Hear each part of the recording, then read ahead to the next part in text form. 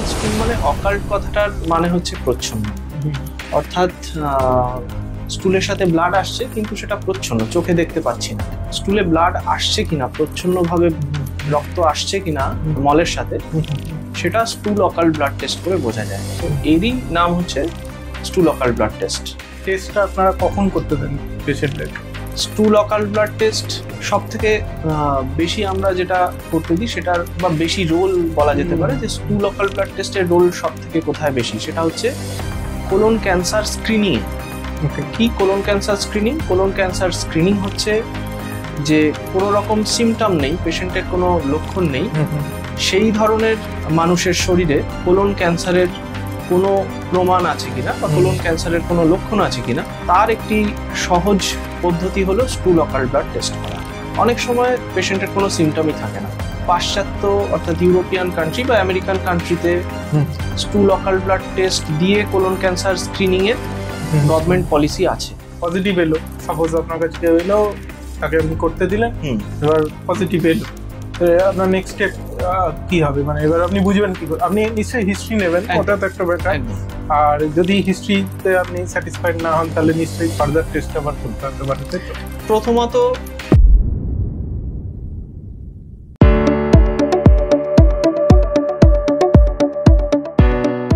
Hello everyone, podcast with সানিতের আরো একটি এপিসোডে আপনাদের সকলকে স্বাগত জানাই। আজকে আমাদের দুর্গাপুজোর পর একটা নতুন পডকাস্ট আসছে, সেই নিয়ে আমরা খুব উত্তেজিত। আজকে যাদের সঙ্গে আমরা কোল্যাব করেছি তারা হলো লিভার অ্যান্ড গাট। আজকে আমরা পেয়ে গেছি লিভার অ্যান্ড গাটের কর্ণধার and gold medalist gastroenterologist doctor Krishan Monik sir. Hello sir, আমাদের চ্যানেলে আপনাকে স্বাগত জানাই। Thank you sir. টপিক শুরু করার আগে যেটা আপনাকে জানতে চাইবো স্যার, পুজো আপনার কেমন কাটলো? ভালো কেটেছে, তোমাদের? হ্যাঁ, আমাদেরও খুব ভালো কেটেছে। পুজোর সময় আমরা বিভিন্ন জায়গায় ঠাকুর দেখেছি, সুস্থই ছিলাম। ঠিক আছে, তো ম্যাটারটা হলো যে আজকে আমাদের যে টপিকটা নিয়ে কথা হবে আর কি, সেটা একটু অন্যরকম টপিক। টপিকটা মানে স্টুল রিলেটেড এবং একটা টেস্ট যেটা নিয়ে প্রচুর মিথ আছে। আপনারা প্রচুর কন্টেন্ট পাবেন এই টপিক নিয়ে ইউটিউবের মধ্যে, কিন্তু আমরা আজকে যেহেতু স্যারকে পেয়ে গেছি, আমরা চাইবো স্যার আপনি আপনার অভিজ্ঞতা থেকে কন্টেন্টটা মানে আরো এনরিচ করুন ইনফরমেশন দিয়ে, প্লাস যে মিথস যেগুলো আছে সেগুলোকেও আপনি মানে মিটিয়ে দিন, যাতে পেশেন্টরা এই নিয়ে কোনো কনফিউশনে না থাকে। তো স্যার, আমাদের টপিকটা হচ্ছে অকাল্ট ব্লাড ইন স্টুল, এটা নিয়ে আমরা কথা বলবো। তো স্যার, এটা কি জিনিসটা যদি একটু আমাদের সহজ ভাষায় বলেন। অকাল্ট ব্লাড ইন স্টুল মানে অকাল্ট কথাটার মানে হচ্ছে প্রচ্ছন্ন, অর্থাৎ স্টুলের সাথে ব্লাড আসছে কিন্তু সেটা প্রচ্ছন্ন, চোখে দেখতে পাচ্ছি না। তো এই স্টুল অকাল্ট ব্লাড, স্টুলে ব্লাড আসছে কিনা, প্রচ্ছন্নভাবে রক্ত আসছে কিনা মলের সাথে, সেটা স্টুল অকাল্ট ব্লাড টেস্ট করে বোঝা যায়। তো এরই নাম হচ্ছে স্টুল অকাল্ট ব্লাড টেস্ট। স্যার, এই টেস্টটা আপনারা কখন করতে দেন পেশেন্টদের? স্টুল অকাল্ট ব্লাড টেস্ট সব থেকে বেশি আমরা যেটা করতে দিই সেটার বা বেশি রোল বলা যেতে পারে, যে স্টুল অকাল্ট ব্লাড টেস্টের রোল সব থেকে কোথায় বেশি, সেটা হচ্ছে কোলন ক্যান্সার স্ক্রিনিং এ। কি colon cancer screening? Colon cancer screening হচ্ছে যে কোনো রকম সিমটম নেই, পেশেন্টের কোনো লক্ষণ নেই, সেই ধরনের মানুষের শরীরে কোলন ক্যান্সারের কোনো প্রমাণ আছে কিনা বা কোলন ক্যান্সারের কোনো লক্ষণ আছে কিনা তার একটি সহজ পদ্ধতি হলো স্টুল অকাল্ট ব্লাড টেস্ট করা। ওকে স্যার, যদি সিমটমই না থাকে তাহলে পেশেন্টরা মানে আসে কিভাবে? মানে পেশেন্টরা মানে মানে আপনার সঙ্গে কনসাল্ট করতে আসলো কি নিয়ে, কি সিমটম নিয়ে আসে? যে আপনার অনেক সময় পেশেন্টের কোনো সিমটমই থাকে না। পাশ্চাত্য অর্থাৎ ইউরোপিয়ান কান্ট্রি বা আমেরিকান কান্ট্রিতে স্টুল অকাল্ট ব্লাড টেস্ট দিয়ে কোলন ক্যান্সার স্ক্রিনিং এর গভর্নমেন্ট পলিসি আছে। ওকে, প্রত্যেক বছর তারা 45 বছর পর থেকে, 45 বছর বয়সের পর থেকে প্রতি বছর স্টুল অকাল্ট ব্লাড টেস্ট করা হয়, যেটাকে আমরা বলি annual fecal OBT test, annual FOBT test. Okay, তো 44 থেকে 75 বছর বয়সী মানুষদের, অ্যাসিমটোমেটিক, যাদের কোলন ক্যান্সার সংক্রান্ত কোনো রকম লক্ষণ নেই, তাদের ক্ষেত্রে স্ক্রিনিং করা হয়। আমাদের দেশে এরকম কোনো এস্টাবলিশড স্ক্রিনিং ক্রাইটেরিয়া নেই। তো সেক্ষেত্রে আমরা কি করি, অনেক সময় রোগীরা আসেন অ্যানিমিয়ার লক্ষণ নিয়ে, আচ্ছা, রক্ত কমে যাচ্ছে, রক্তাল্পতা, অথবা রক্তাল্পতা জনিত অন্যান্য যে লক্ষণ, যেমন হচ্ছে ইজি ফ্যাটিক, অল্পেতেই হাঁপিয়ে যাওয়া, অল্পেতেই কাজের এনার্জি নষ্ট হয়ে যাওয়া, একটু সিঁড়ি দিয়ে উঠলেই হাঁপানো, বা খুব দুর্বল লাগা, বেশি ঘুম পাওয়া।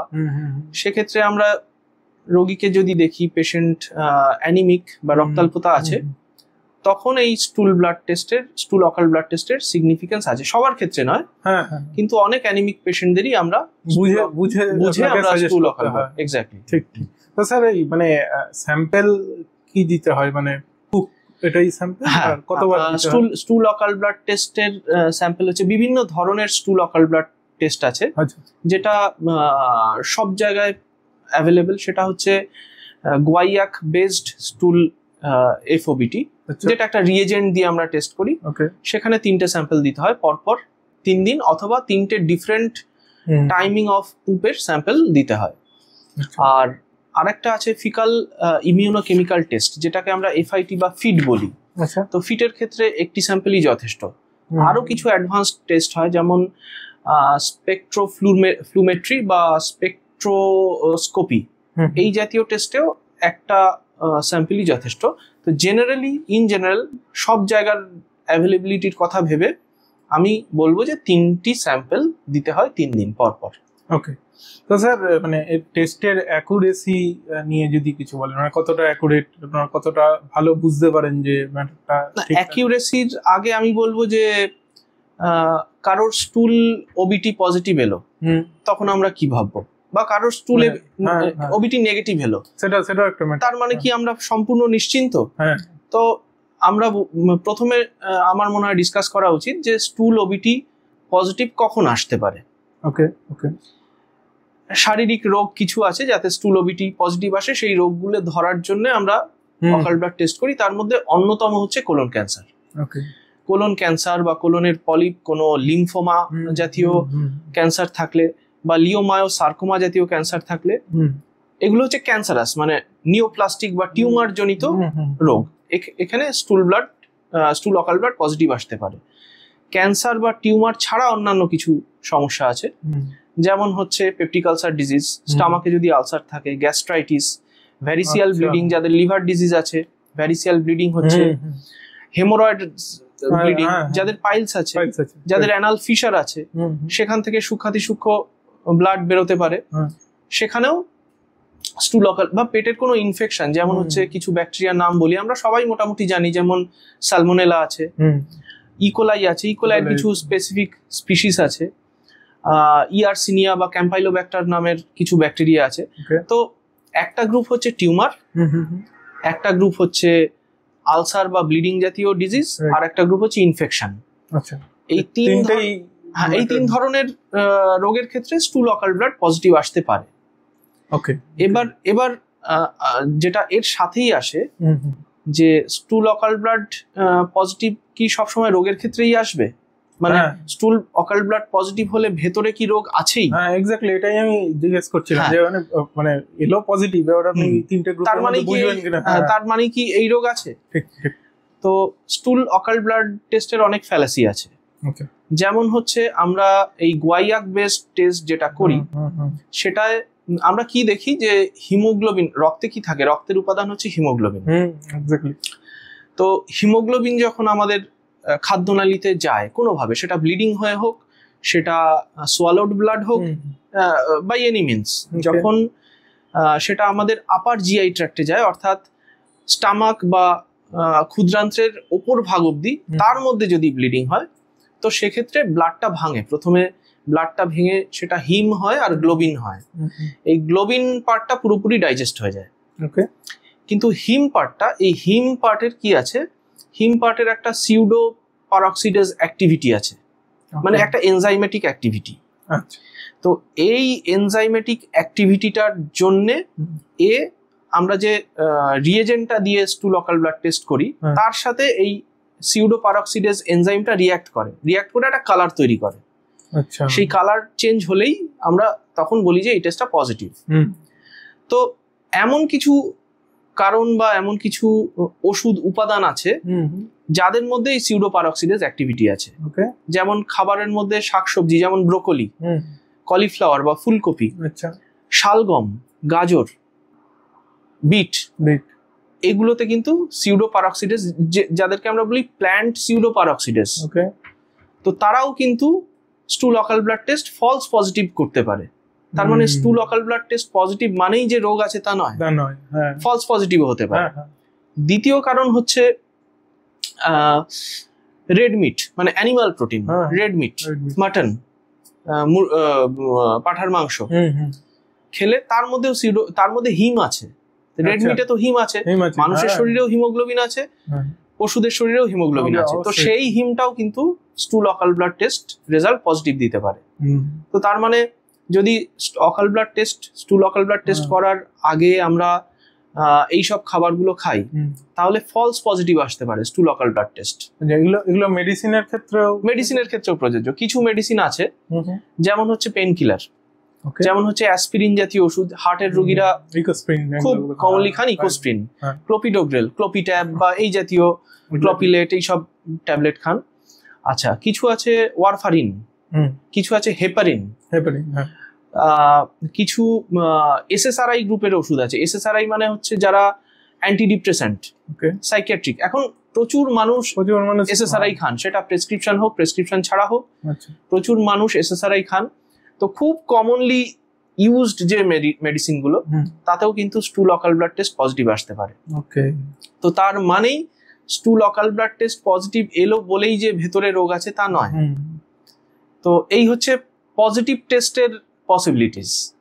ওকে, তাহলে স্যার মানে পজিটিভ আসার পর তাহলে তো কি করা উচিত? মানে পজিটিভ এলো, সাপোজ আপনার কাছে কেউ এলো, তাকে আপনি করতে দিলেন, এবার পজিটিভ এলো, তো আপনার নেক্সট স্টেপ কি হবে? মানে এবার আপনি বুঝবেন কি করে? আপনি নিশ্চয়ই হিস্ট্রি নেবেন, ওটা তো একটা ব্যাপার। আর যদি হিস্ট্রিতে আপনি স্যাটিসফাইড না হন, তাহলে নিশ্চয়ই ফার্দার টেস্ট আবার করতে হতে পারে, তাই তো? প্রথমত যদি কেউ স্ক্রিনিং পারপাসে আসেন, যে কোলন ক্যান্সার স্ক্রিনিং, যেটা আমরা বললাম যে উন্নত দেশে প্রচলিত আছে, ইন্ডিয়াতে এখনো নেই, সেক্ষেত্রে যদি স্টুল অকাল ব্লাড টেস্ট পজিটিভ আসে, সেক্ষেত্রে আমরা কোলোনোস্কোপি করব। That is the one and only, I mean the upfront test. স্টুল অকাল ব্লাড টেস্ট পজিটিভ এলো, কোলোনোস্কোপিক স্ক্রিনিং এ তাকে কোলোনোস্কোপি করতে হবে। এক। দ্বিতীয়ত হচ্ছে এছাড়া অন্য যারা গ্রুপ আছে, তাদের ক্ষেত্রে স্টুল অকাল blood test is not a very good test. আমরা গ্যাস্ট্রোএন্টারোলজিস্টরা জেনারেলি স্টুল অকাল ব্লাড আলাদা করে করতে দিই না। তো এই স্টুল অকাল ব্লাড টেস্ট নিয়ে অনেকেরই মধ্যেই, আমি শুধু সাধারণ মানুষ বলবো না, অনেক ডাক্তারদের মধ্যেই ইনফ্লেটেড একটা মিথ আছে যে স্টুল অকাল ব্লাড টেস্ট করে দেখি, পজিটিভ এলো তার মানে কিছু আছে, বা নেগেটিভ এলো কিছু নেই। Not that. আমরা জেনারেলি স্টুল অকাল ব্লাড টেস্ট করতে দিই না, তার কারণ it is not at all a very good test. এইবার মানে এই প্রসঙ্গেই আমি বলতে পারি যে নেগেটিভ টেস্ট এলো, তাহলে কি কিছু নেই? হ্যাঁ, সেটাও একটা ম্যাটার।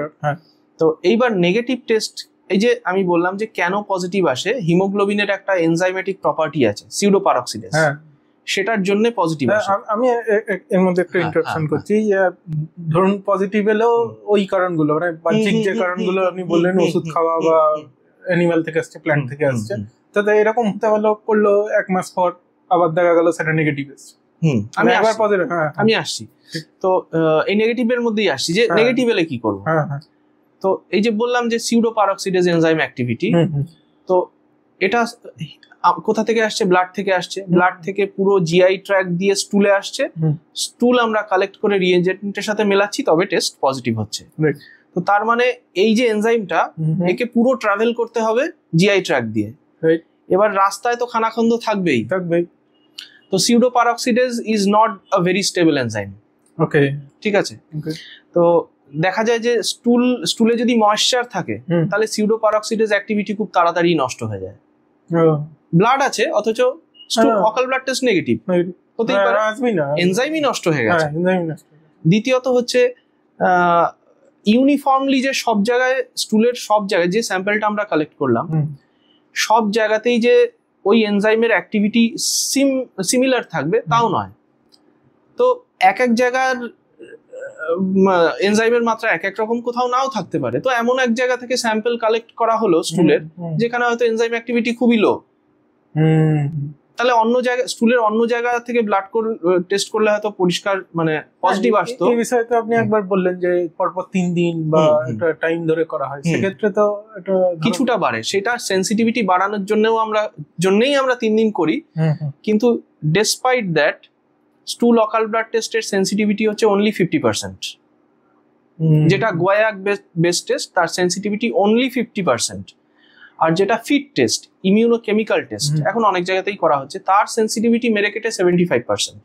আচ্ছা, তো যতই আমরা সাবধানতা অবলম্বন করি না কেন, এক ময়েশ্চার, 2 নাম্বার হচ্ছে যে সূক্ষ্ম রক্ত বেরোচ্ছে, আমরা চোখে দেখতে পাচ্ছি না মানে গলগল করে তো আর রক্ত আসছে না, বুঝতে পেরেছি, সূক্ষ্মভাবেই আসছে, ইন্টারমিটেন্টলি আসছে, কখনো ব্লিডিং হচ্ছে কখনো ব্লিডিং হচ্ছে না।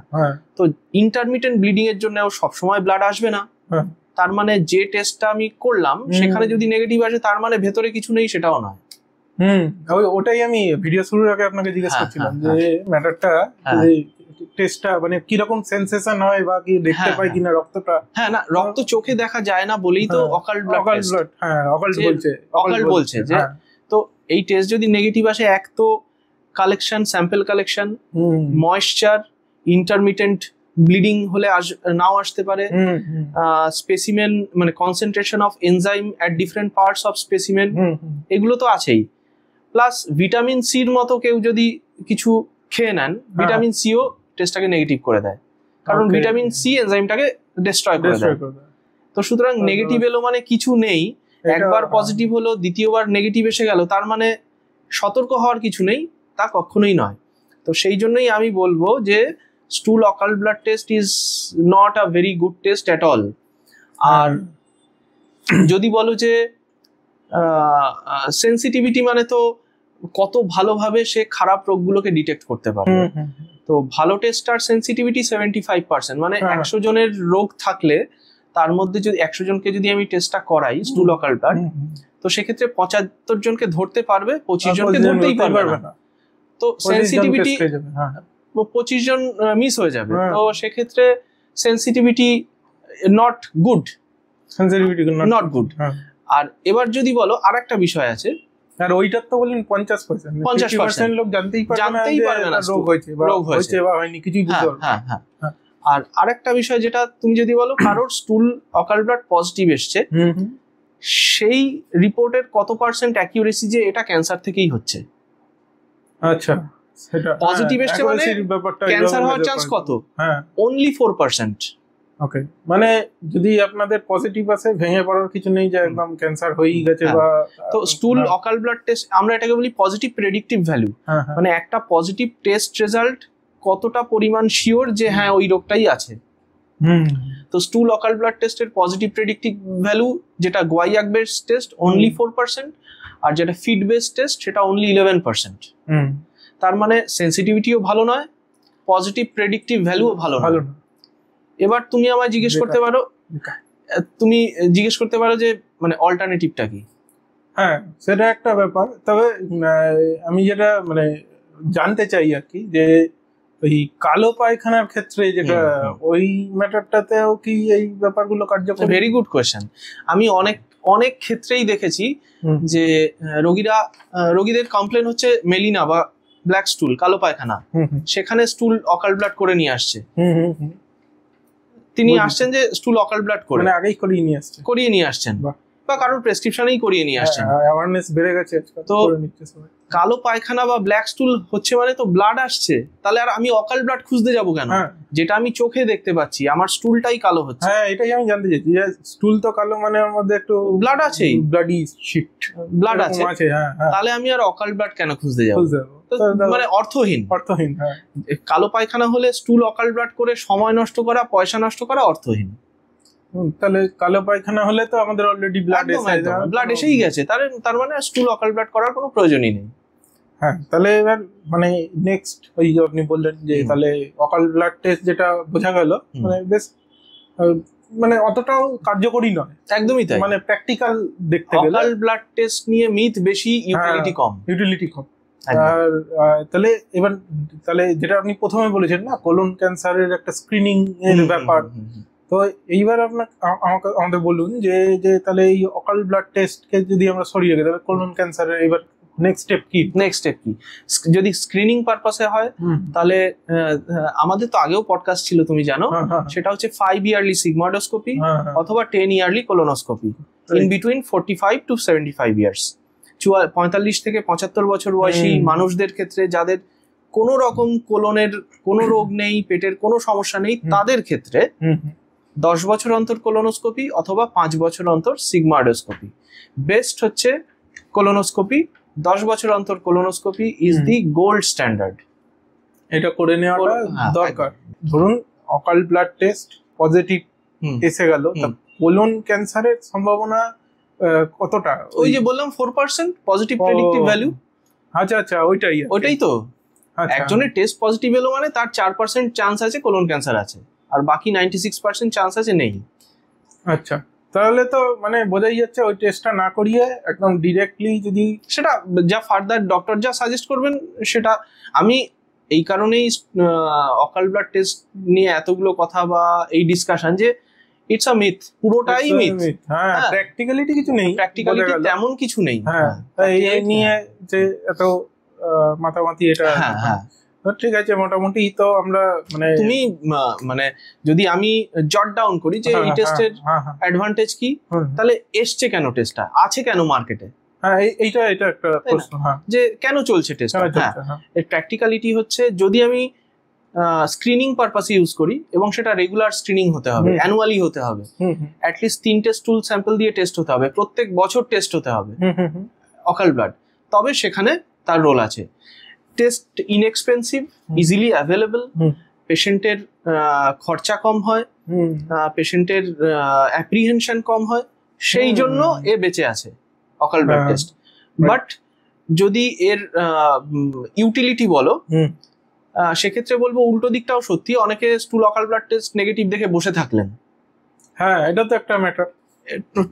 Loss of time, loss of মানে false sense of I mean security, কিন্তু যে আমি সুস্থ আছি।